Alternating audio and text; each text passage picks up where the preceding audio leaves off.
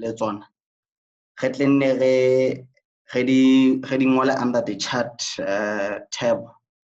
Molemong wa hore a tla tlotla a kena ho tsona ha qetile the presentation. Mohlomong ha eba o utlwa ka o ka nna wa lebala dipotso tse as we go through. So ke kopa hore ntate Dent we can start our presentations.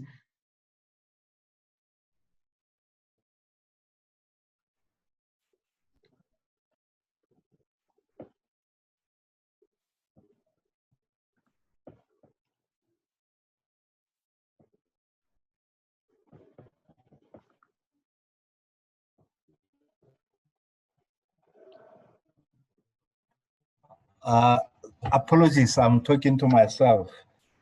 Just a quick one. In terms of language, is it allowed to switch between the two, or should I stick to one?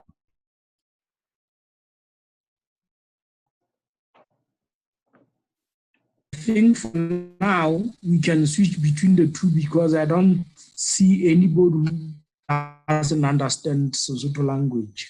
Okay, that. One comes up or notify you. Thank you.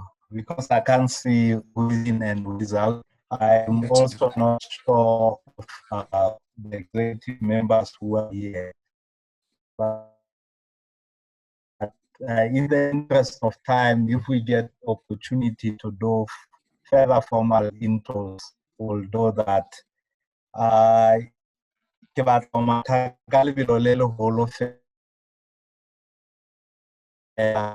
just to give an overview of what the Lesotho Highlands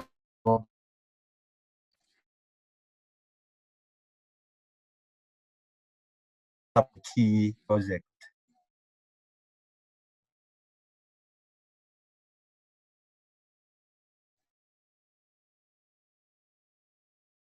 Of South Africa.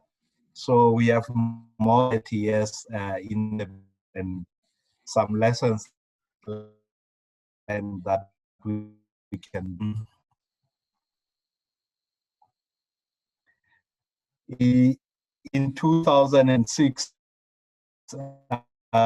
we circulated for the most outstanding boating engineering completion of the majestic. Just to give a bit of background, the Lesotho Highlands Water Project, we can draw back for maybe 30 years ago, more than in the 30s, that when the concept started. It's really an interbasin transfer. The plan is ultimately to transfer 70 cubic meters per second of water to South Africa and generate power for Lesotho. At its inception, it was envisaged that it would be built in several phases.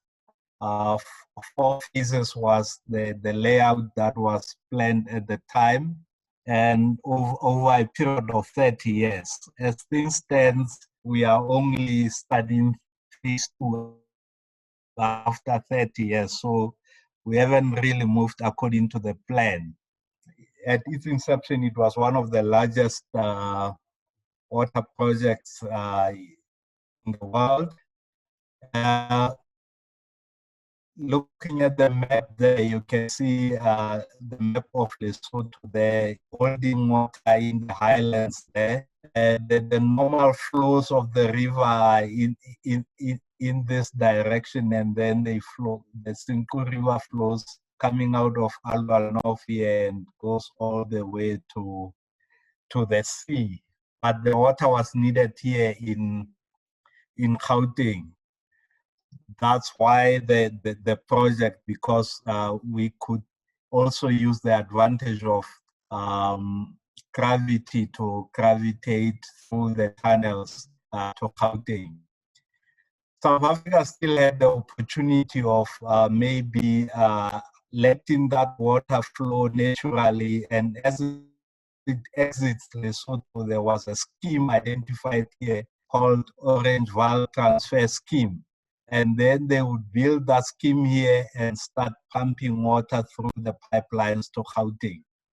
However, when that scheme was compared to Lesotho Highlands scheme, the scheme in Lesotho was cheaper because we can mostly gravitate and there were no pumping costs. And the scheme here, the OVTS, was only going to be built in 2 phases. While Lesotho, you could actually defer the capital expenditure and build it over a period of time. So the big question was always asked to say, how much are we selling per liter or per cubic meter to South Africa, is answered by this picture to say, we don't sell water to South Africa. The 2 countries share the benefit of the saving of the cost for the scheme that's built in Lesotho. So the difference between the 2 is what's being shared and is coming to Lesotho in the form of royalties. So we don't have tariffs, we don't sell water. I think I've spoken about this to say the concept can be traceable back to the 1930s, where Lesotho was looking to be self-independent in power generation, and South Africa was looking for water, and that is always known as double coincidence of needs. I will quickly rush through some of the pictures of phase 1. I think we've seen all of this. We know what this is about. Our majestic KATSE Dam is the highlight of the project. We have the Muel hydropower station there with 3 generators. We have phase 1B in the form of Mohale Dam. This type of dam is the same type of dam that would be built at POLIHALI. And we have Mohale Tunnel with its figures there shown. Benefits to Lesotho, royalty revenue, which I spoke about, high quality infrastructure, tourism, job opportunities in the form of blue collar and white collar jobs, and transfer of skills. I think after phase 1, Lesotho was able to even export some of the skills to neighboring countries and overseas. Benefits to South Africa is quality of water is one of the key ones, security of supply, and opportunities for contractors and consultants. If I move on to phase 2 scope, we have the POLIHALI village there, as you are aware. Before we do the actual infrastructure, we have to have a way of housing the workers in the area and the expertise coming in.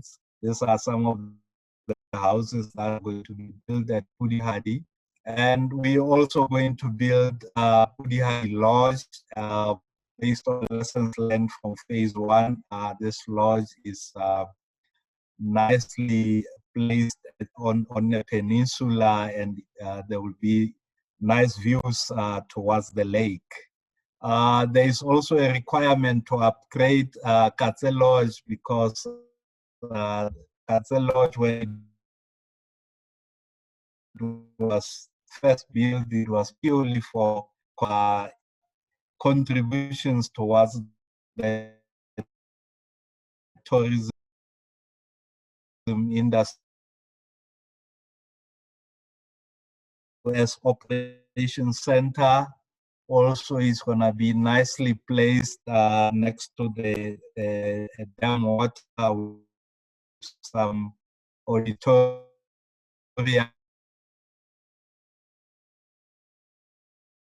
and what is the case at KATSE and Mohale. So as we move along, we were based on lessons. We do have what we call ancillary public facilities. This is Wasco pumping station, which will, part of it will be inundated, so it will need to be relocated. This school is very close to the water edge. We say it's dangerously located. It will need to be relocated. What you see here is Mogotlong Hospital. It's not affected by the project, but based on lessons learned from phase 1, we are not going to build a project trauma unit, but we're going to have some improvements at the existing facility here in Mogotlong to enable them to have the capacity to receive some of the casualties coming from the construction site. As we know, projects of this nature, the type of casualties we have needs some sophisticated trauma facility. So we'll improve on Mogotlong. This is the Mogotlong prison, and the water level is going to cut across the prison building like this. So this correctional facility will have to be moved to a higher ground.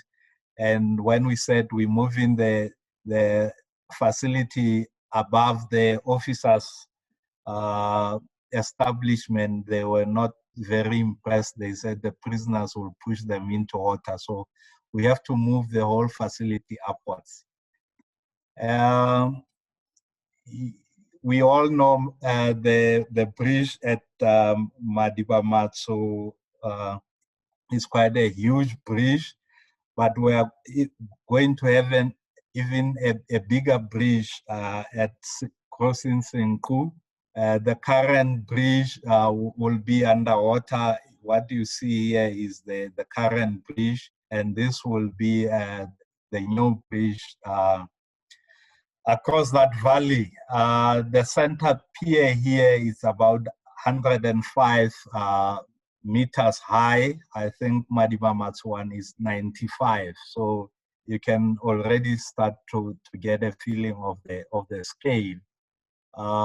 This is then an artistic impression of POLIHALI Dam. Another view of it. We're going to have a tunnel coming in from POLIHALI. The slightly yellowish color of the tunnel is one that will be done with drill and blast. The green portion, slate portion will be done by a tunnel boring machine. Yes, entrance into KATSE Dam. So we're going to drill underneath and daylight underneath the water there. So there's going to be some blasting activity that will take place here. So it's quite a specialized operation that will happen here. And we have to get it right first time, because if we fail there, then it's going to be a problem. Phase 2 has a hydropower component as well. We were busy with the feasibility. We looked at a number of options, a pump storage scheme at Kobong, other conventional options which are similar to Muel Hydro, and the opportunity to use existing installations in terms of generating power. So the desirable outcome of the feasibility was to ensure that we have a bankable project. And we've recommended some options being the preferred one, and we're still waiting for a decision coming out of the government. We also running some environmental programs, either be mitigating. We have had to establish baseline studies to ensure that our operations don't impact the environment negatively. We have an in-stream flow requirements regime. We also are busy with an integrated catchment management program where we're trying to prevent erosion and pollution into our dams. As we can see, some of the wetlands are being heavily degraded due to land use, so that's part of our activities in trying to prevent that from happening, because this is where we get our water from. There's going to be some resettlement program on phase 2. A number of villages will be inundated. I think 17 will be affected. Out of the 17, 5 will be fully underwater. They will have to be relocated. The others are either dangerously located or partially inundated. And those are the numbers of people and households that will be affected. Just quickly, why this collaboration lasted.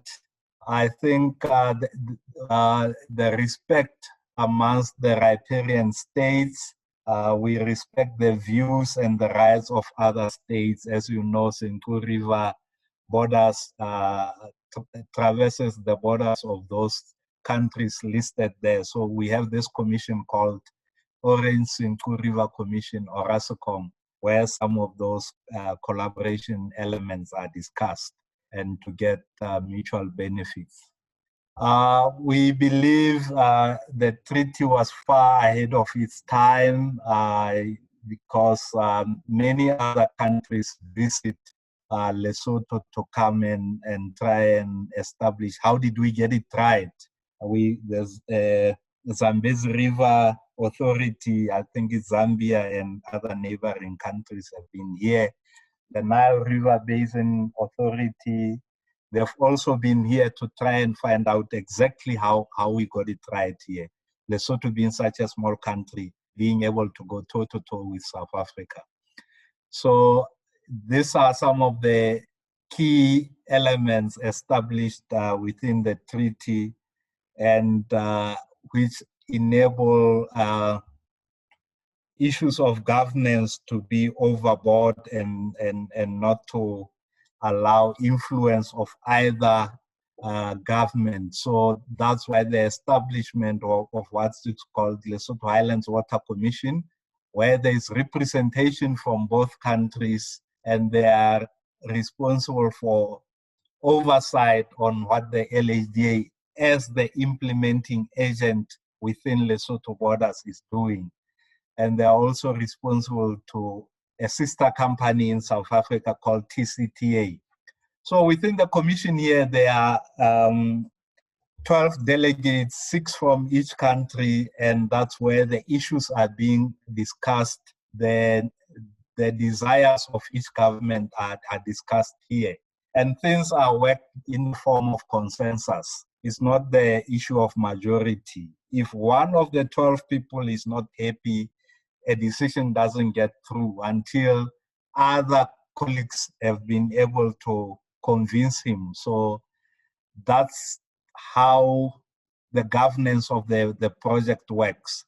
There is no direct link between Lesotho government and the LHDA. So we are not influenced by party politics or issues of government. Everything has to come here, be agreed by everybody before it, to make sure it technically makes sense. It's a sound proposal, sound decision before it comes to LHDA.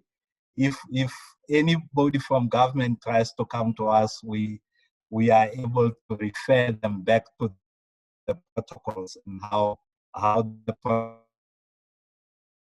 is supposed to be governed. Some of the lessons Lesotho a lot during the engagements, willingness to engage, focus on long-term sustainable mutual benefits, separation of oversight and implementation. implementation responsibility. As I said, Commission oversight, LHDA implementation. Independent assurance, we have panel of experts who add value, and the independent secretariat. Within the commission, there is what we call the secretariat, and the secretariat cannot be a national of either country. Currently, the one that we have, I think, is from Tanzania. He's been with us for more than 30 years now.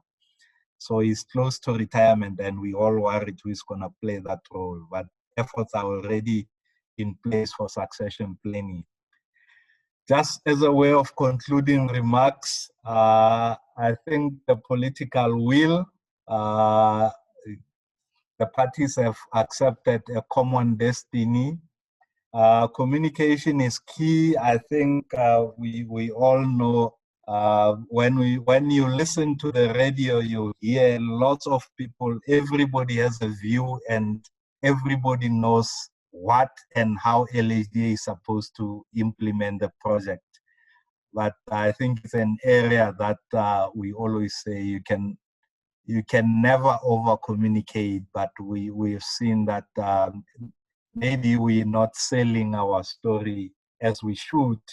We've spoken about the benefits to the countries which are codified in the treaty.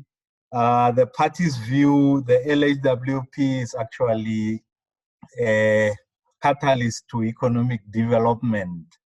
I think the engineering infrastructure is just a means to an end. It's not really what the parties were looking for. I think we have lessons learned on how to deal with corruption. And that governance structure is one of those that is helping us to be able to deal with corruption issues. On the issue of the LHDA mandate, I think that Temolapo will expand on that, because much as we're talking about potential for collaboration, it can only be collaboration on items, elements, or activities that are in line with the LHDA's mandate. So with that quick overview, I think you've got the sense that this project is not just about engineering. Thank you. And for the presentation. Before I can allow the questions from other people, now that almost everybody is now here, the LHDA team to introduce themselves.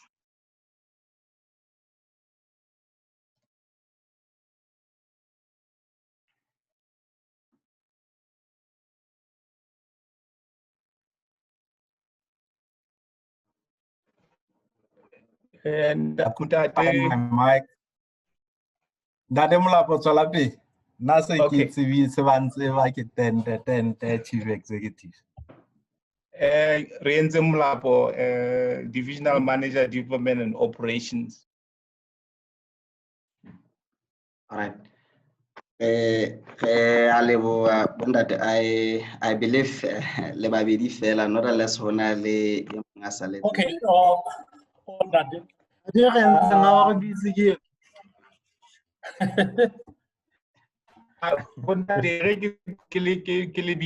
How talent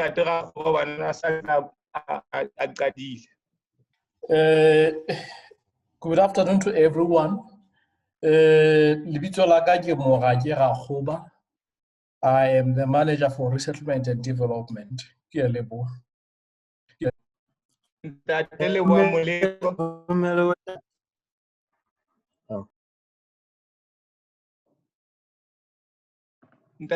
moleko.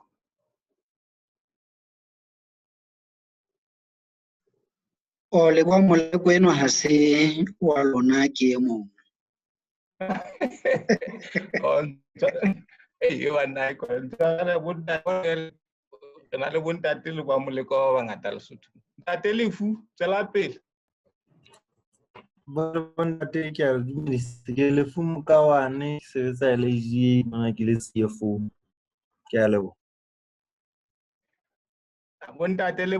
That is the LHDA team, including the chief executive, who has already done the presentation. Chair, I would request that we allow Ndate Rakgoba to make his presentation because he has to rush somewhere else. And then we'll have to fill the questions that are related to him while he was already gone. I'm hoping it will not be difficult for us, the LHDA team that will be remaining, to answer the questions. Ke a leboha Ntate Molapa. Ha a ka presenter, then we'll enter the session ya the questions after.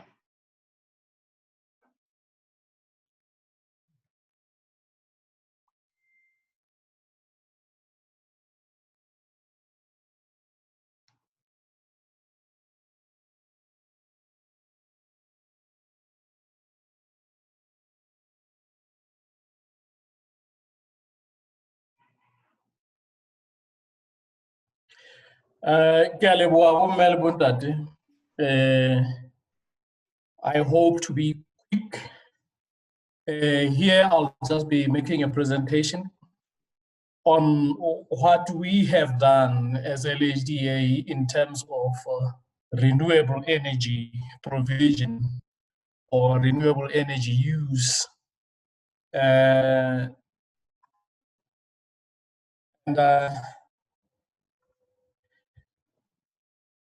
will be presenting on the solar. Ntate Mokake. Ntate. Ke kopa tshwarelo ka ho kenella ha ntate. Ke kopa o kwetse di slide show so that we can clearly see the presentation.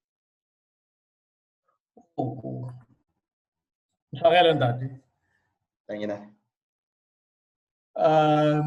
I'll be making a presentation on the household solar electrification project that the LHDA has been implementing, that started in 2014.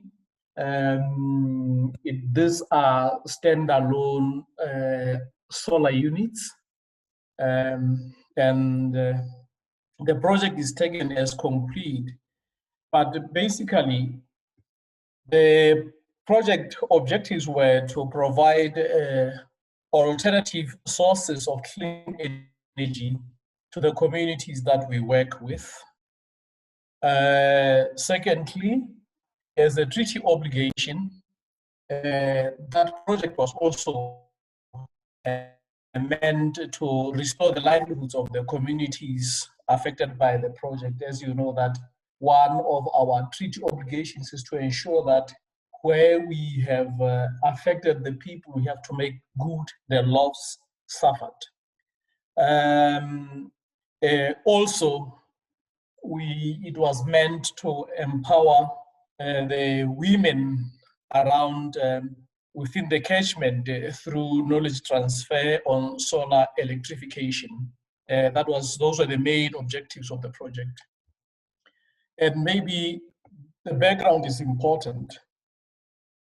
As I've already said, solar electrification is considered as a possible livelihood restoration measure for our communities as part of our social and environmental treaty obligations.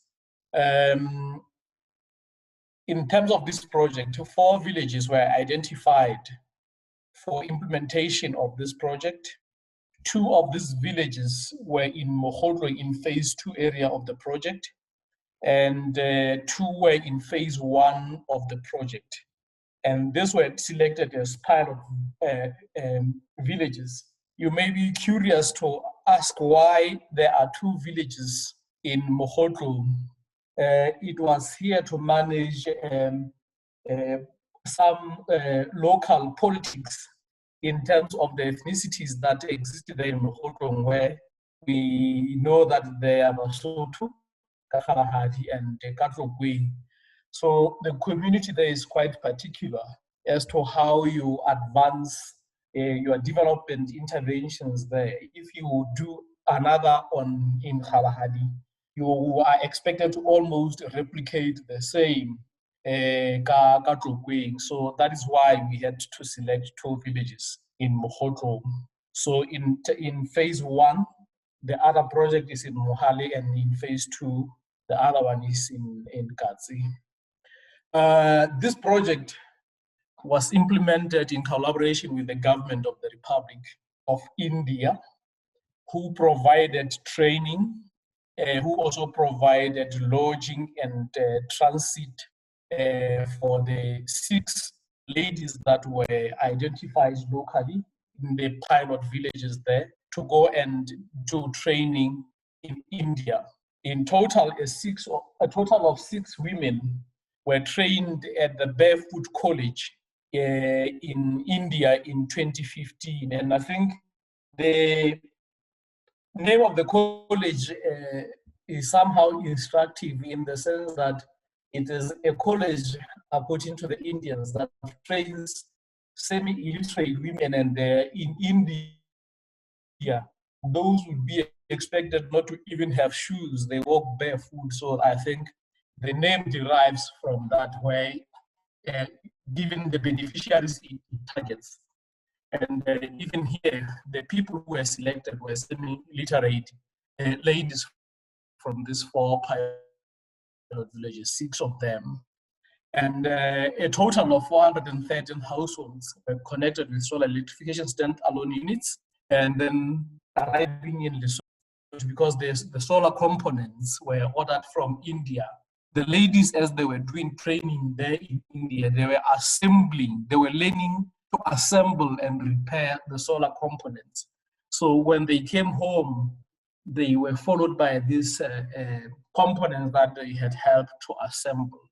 So a total of 113 households were connected, and we constructed 4 storage facilities that were meant to keep this equipment before it could be installed, and also as a way of benefiting the community, because now those structures can be used for various community purposes. They have been powered enough to be used for overnight schools, maybe for head boys and other communities that they can think of. And then this pilot phase is taken as complete. I think we completed it in 2017, that when we said it was closed. We have learned our lessons, and then we can close it off. Maybe a question would be, why this project, other than the social and environmental impact mitigation considerations that I have already alluded to as part of the treaty obligations. It was also came out of our observation that the biological fuel resources that most rural communities in Lesotho depend on are diminishing. They can no longer be easily accessed. So solar power somehow would help to alleviate the dependence of the people on some of those resources. Given the location of the project area, the national grid is unable to cover most villages because of the significant distances from the main grid. So you find that it's quite expensive to extend the solar power to these villages. The communities receive communal compensation for which they have used to implement the solar, the mains grid from the LEC, but it is not feasible for all of the communities. In terms of successes, I think something that has happened is to open up doors of possibilities for people whom it was never thought it would be possible. These women, when they went to India, they were on their own, they were not accompanied, but they were able to get to India and spend 6 months in India undergoing training to assemble and repair the various solar components, like the circuit board they can do. One of the things that was funny was they even copied even the accent of the Indian trainers who were doing training for them. For instance, when they talk of a second, they call it a sikiti, because apparently in India, that is how it was called. So I think for them, even getting that far was quite something that has changed, I think, their worldview. The systems are so far operating as expected. There were some spare items that could be used to repair the components or the units as and when they require to. And then they are stored in those storage facilities that I earlier on referred to. And the communities are very happy with the project where it has been done. And then we have even received requests from neighboring villages to extend the project to end. Maybe just by way of anecdote is that even those communities that already have the mains grid have sometimes talked to us to say, maybe we need to have a solar electrification, because when you travel at night in those villages, the first one in KATSE being Hatego, where electricity was from the mains grid was installed. When you travel and pass through Hatego, the village is quite dark. But on the other side of the reservoir at Haspinali, where we have solar power, there are lights at night, because I think it's low cost. Once we have the facility installed, there are no longer any costs required. So it has created some level of interest and curiosity among the villagers. And in the picture there, we have two ladies. One of them is a household beneficiary. The other is our solar engineer, the one with a duke, a headscarf in a green overall. She's actually one of our star performers, and she's very adept with her hands and repairing solar equipment.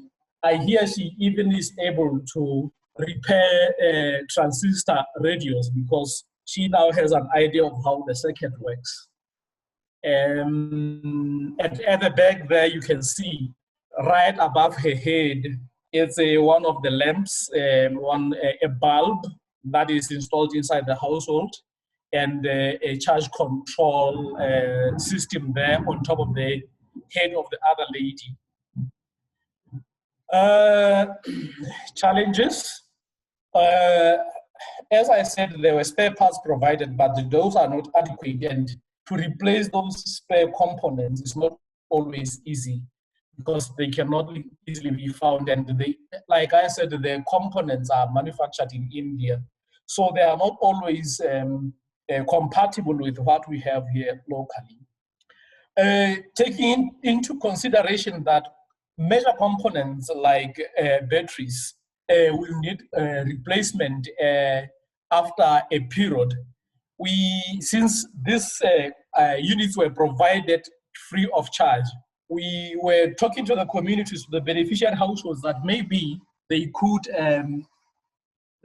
raise a fund in anticipation of the time when the batteries need to be replaced, so that when that time comes, they don't have to dig deep into their pockets and go and look for batteries, which might be too expensive for some of them. So they could start contributing gradually to raise the funds. But that has been a bit of a challenge. It has not been possible. They have really been reluctant to do, even those that had started. In time, they went back and retrieved their monies and said they have other financial obligations. The batteries, where some of them were already not working properly when they arrived. We think that may have something to do with the time it took from shipping and when they were stored, while they were waiting to be installed. In the picture there that we have one of a cluster of households in Mohotlo, Mhameta, where the solar units have been installed. It's just a picture of a cluster of households at Mhameta. On the way forward, since this project I've been talking to was taken as a pilot project, and a decision has been made to expand the project incrementally, where now we are working on procurement of contractors to increase our coverage to 7 additional villages in phase 1, this time, phase 1 only. The target is to cover 300 households with the equal distribution at KATSE and POLIHALI of over 150 households. I think other villages have shown quite a keen interest to be included.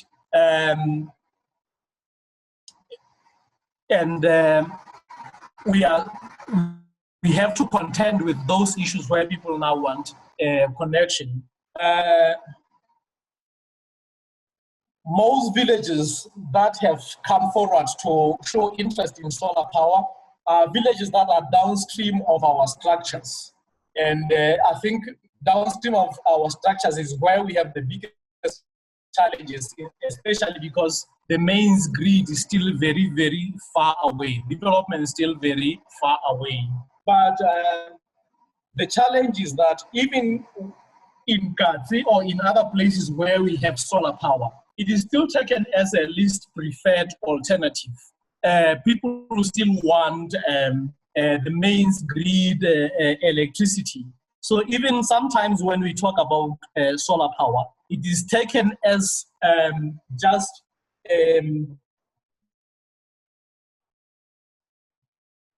maybe an alternative while they wait for mains electricity. Because I think the challenge with solar power so far is that there is very limited uses it can be put to. So people want all sorts of uses depending on the type of household. At KATSE so far, we have one village that has shown interest in solar power at Haswani, but that is also motivated by the fact that they don't have adequate funds to do the mains electricity themselves, unlike their neighboring villages. Whereas in the neighboring villages, the cost was upwards of 8 million. They don't have the same amount. I think they have about 4 million, which is inadequate.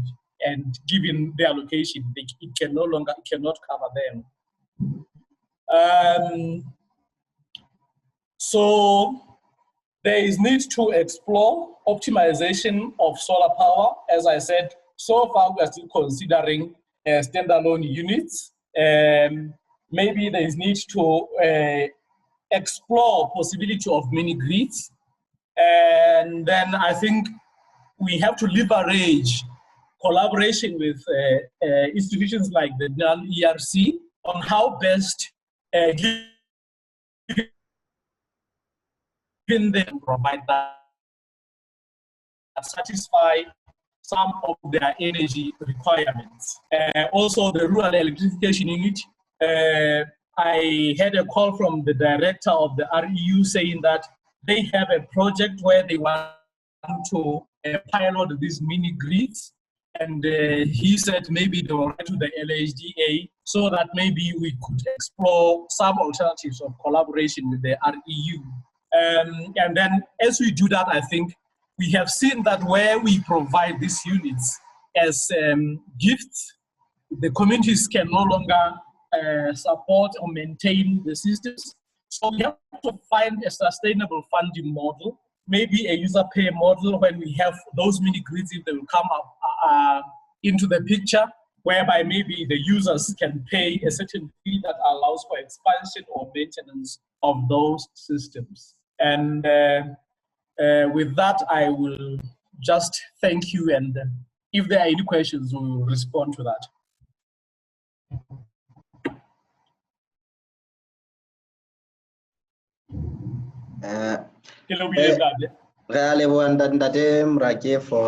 For the presentation. I think the floor is now for us to ask the LHDA team some questions based on the two presentations they sent in. We only had one question, but it addressed now with the presentation. Ndadempolo.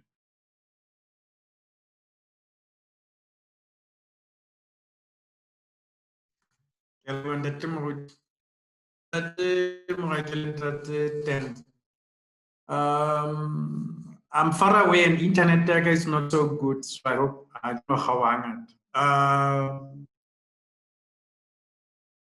just one question with regard to presentation under Temrike. Now that we need, I guess LHDA needs a way forward in terms of Yonata Benadi standalone. And one of the things, as we were talking some time back, that Temrike and the team LHDA, we are considering the issue of the mini critical matata mangatadi standalone.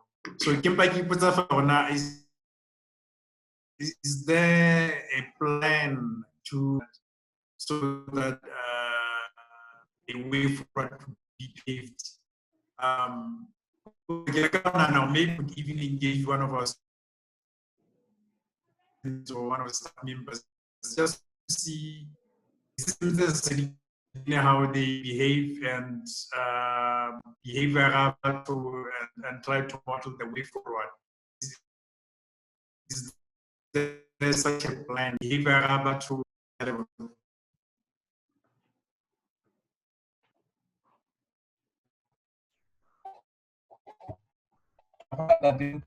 just quickly get into that. I think we have interest in localizing the systems so that we can get the space locally. Is there such a plan? We currently dependent on the exchange rates and the likes. Our interest is to expand that program with local material. So if you and maybe we as a student project where she can start, that would be welcome. Thank you.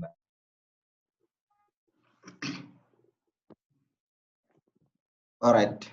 If I may, I would also think there is scope for institutions such as NAL to get involved, especially in understanding the end user requirements.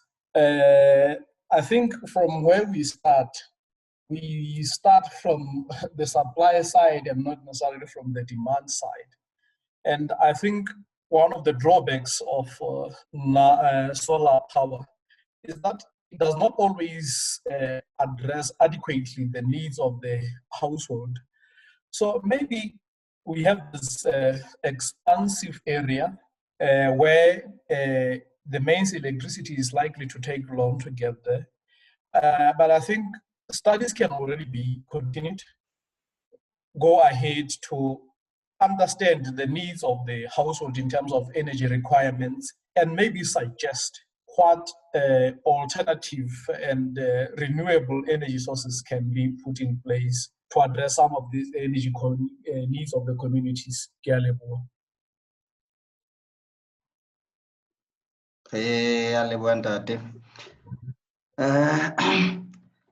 The questions, let us ask the LHDA people when they are still here, please, based on their presentations. Ndadempolo. I'm thinking aloud that the villages that you're talking about, Senator 7, which you are thinking of rolling out the program, it's not phase 1, right? So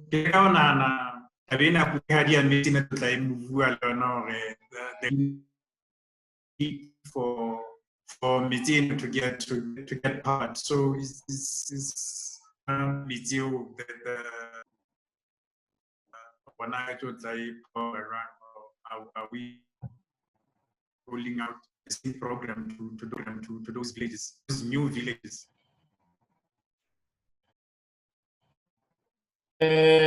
That is the area of the SEE. I think you may respond. Thank you, Nat.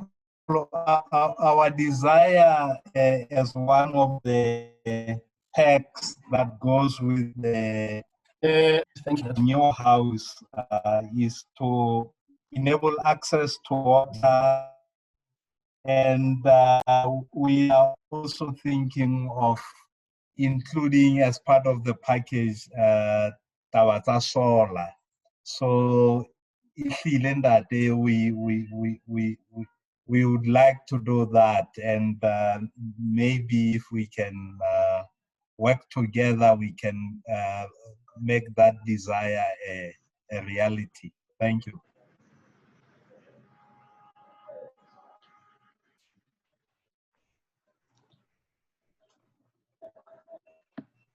Any other questions?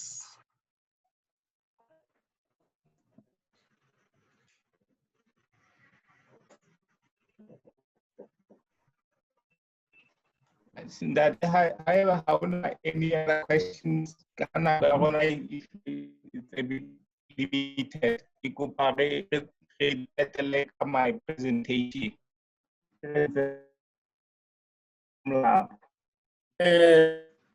And then I guess I am excused to attend to another business. I think Hold on, you can go.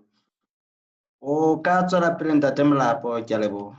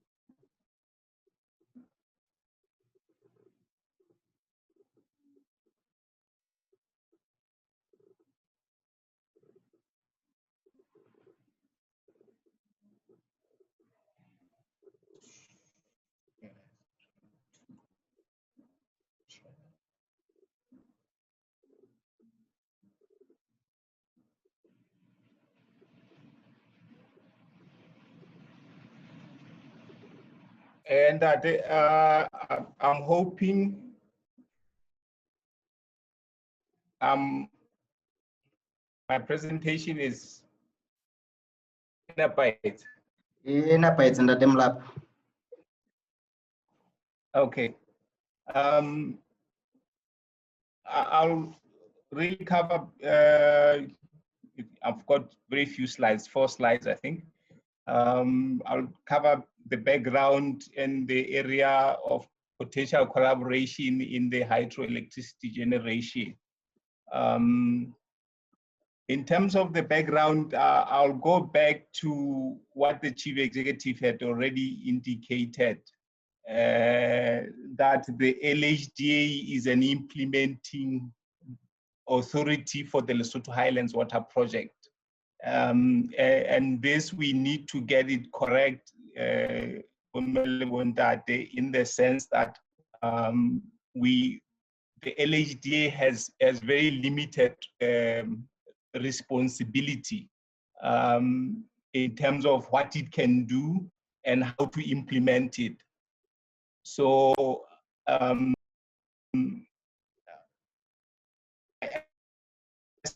as indicated here, I've quoted what is contained in the Lesotho Highlands Water Project Treaty, which is an agreement between the 2 governments that actually directs the LHDA in its responsibility, in that it has to just implement, operate, and maintain the Lesotho Highlands Water Project that is situated in the Kingdom of Lesotho. It is not an agency of the government of Lesotho, so there may be desires that from the government of Lesotho that we need to do that, but at the same time, we as LHDA may find that it is not in line with this responsibility that we are talking about. So we want to urge you to note this, to understand this, so that then when you approach the LHDA with whatever collaboration initiative that you may think of, it should really be in line with this mandate.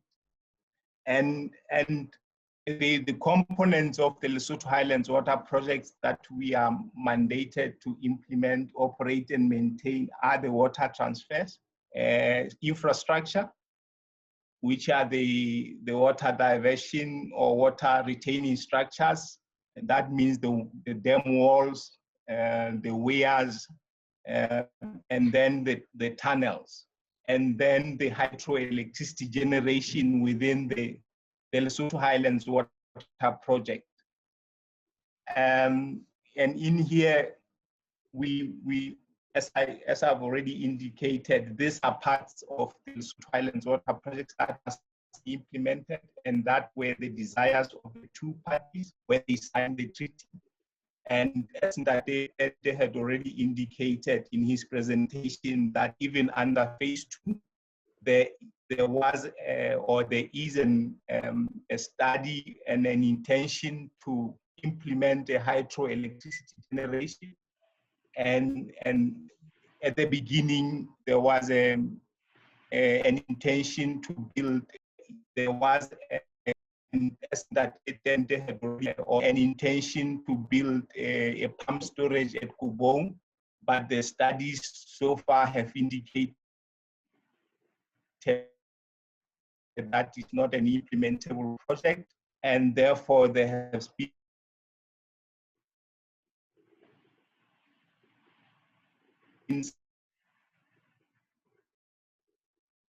for decision making.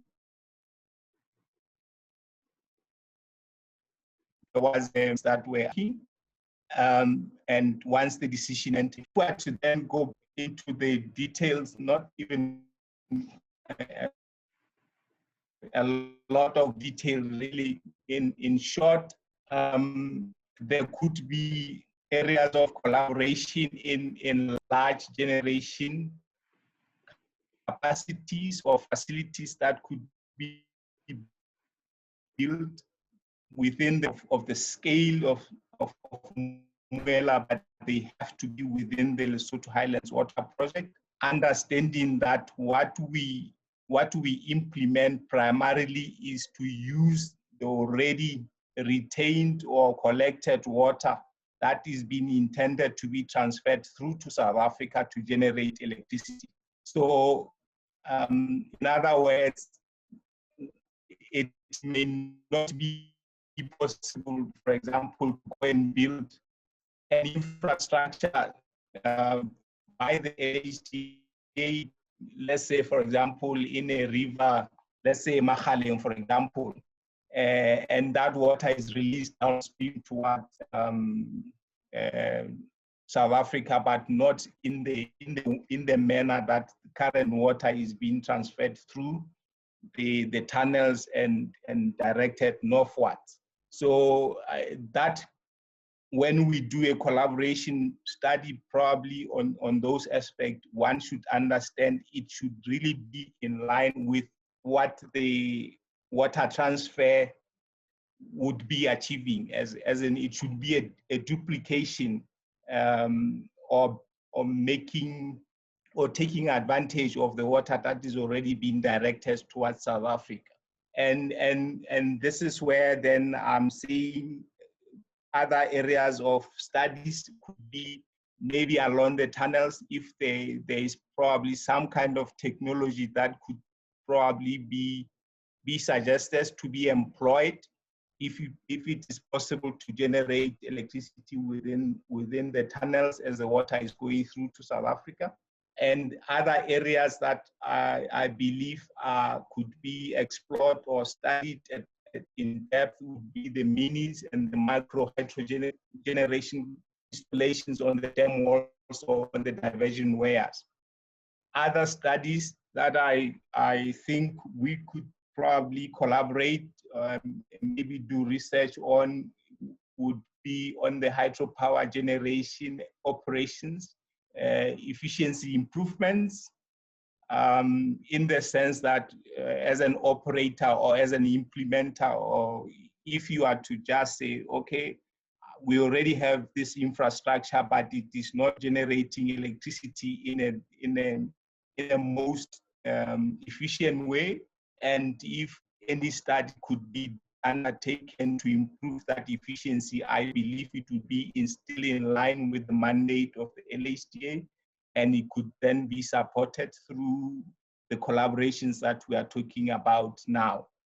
Other issues that I think we could probably collaborate would be integrating whatever hydropower facilities that we may have or are intending to build, along with other renewable energy sources within the country that will probably be coming on board as we go forward. We already talked about solar, and probably there may be some other possibilities of wind generation as well.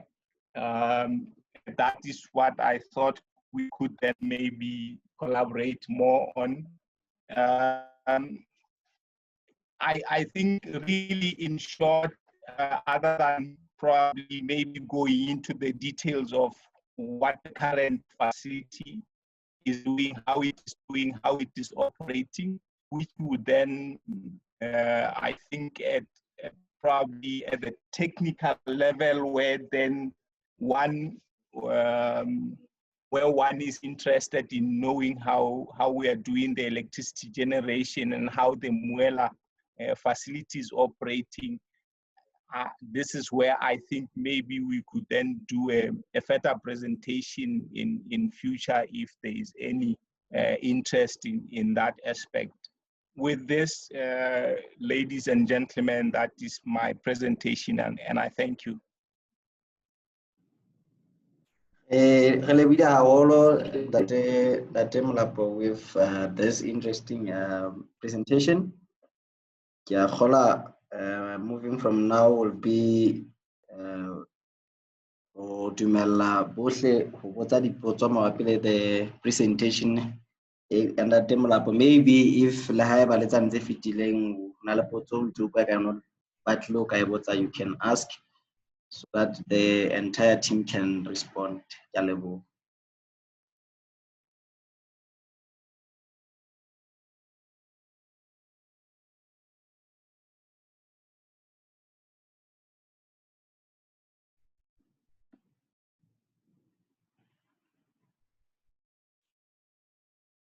Questions, clarifications also?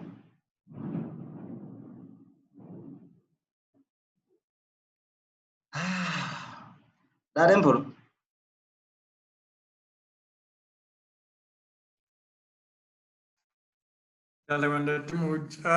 It's not a question per se. I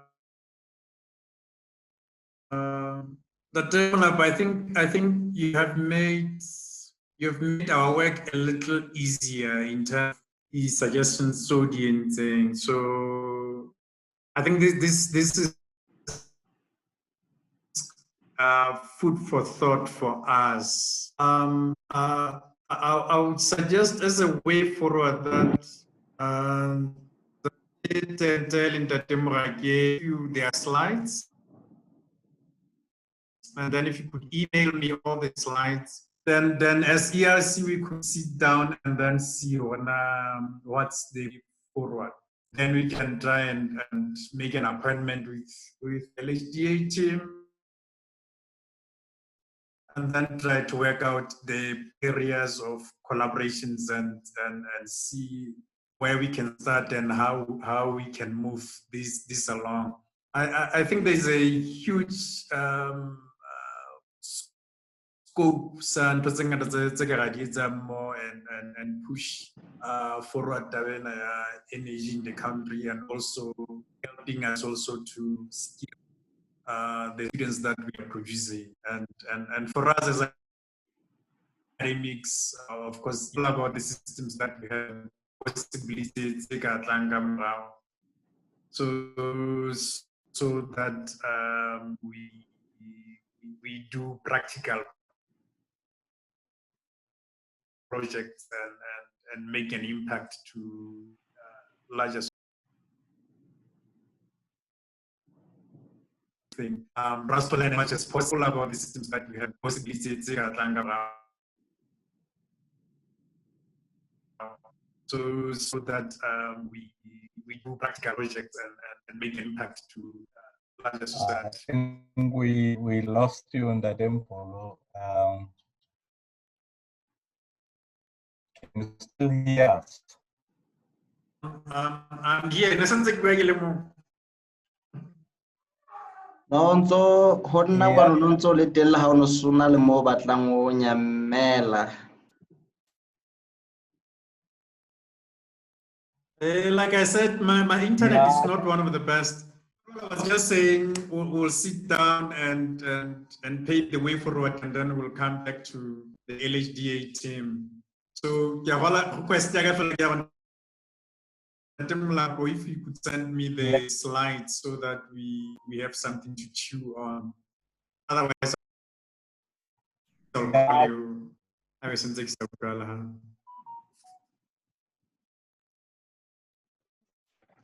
I think we picked up that you say we should give you our slides. We'll arrange and ensure that you receive the slides.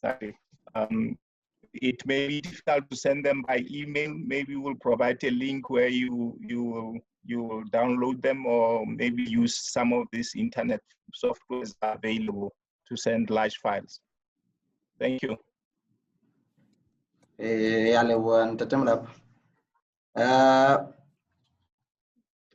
My judgment ekare ha ho sana dipotso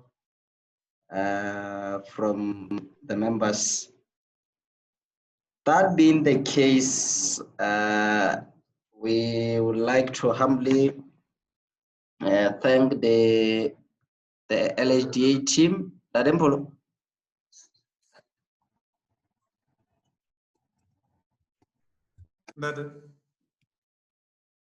Are you talking, Dadempolo?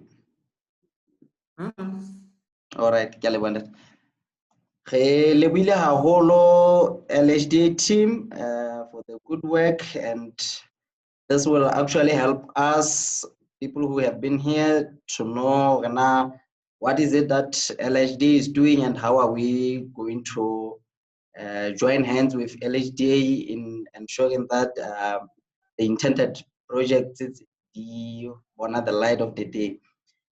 Yeah, by so saying, I would like to end the meeting. Yeah.